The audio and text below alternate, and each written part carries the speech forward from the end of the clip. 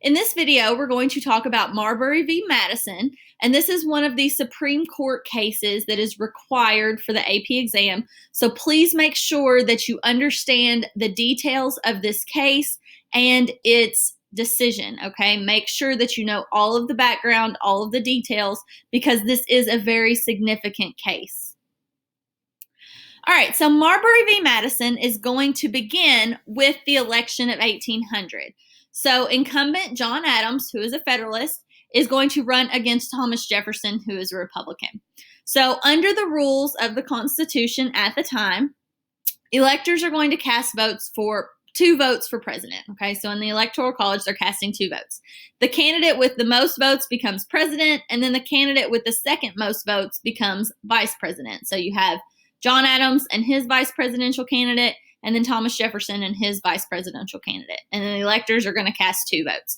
So in this election, Jefferson and Aaron Burr, who is actually running as Jefferson's VP, are going to tie. Okay, so the House of Representatives, remember we said that it is their power to break a tie in a presidential election should the Electoral College not be able to come to a decision. So they break that tie and Jefferson is elected president. So this had been a very contentious election between Adams and Jefferson.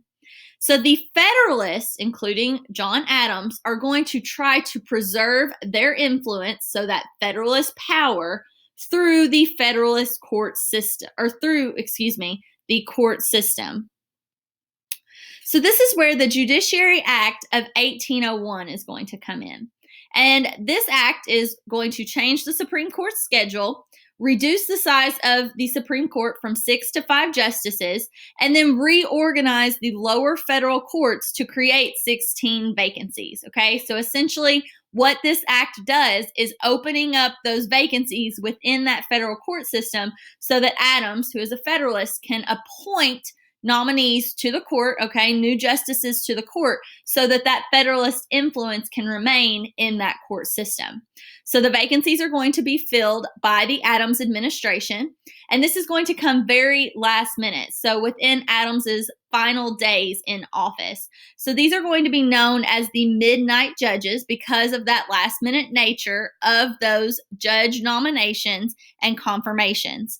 So because of this rush nature of the appointments, several of the commissions, okay, including William Marbury's, are not going to be signed before Adams' term expires. So that commission is essentially making it official that this person has been named to the federal court system, that they're going to be a judge on the federal court system.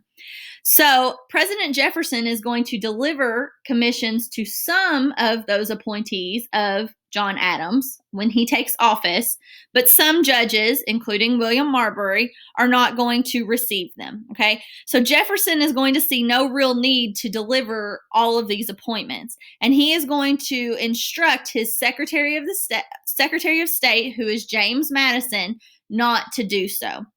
So William Marbury, who is one of those judges who did not receive his appointment or his commission, is going to sue.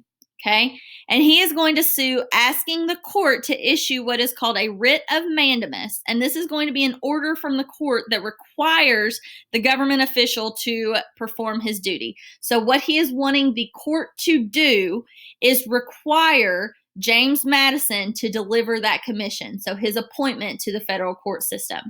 So John Marshall, who is a Federalist, had recently been appointed the Chief Justice of the Supreme Court.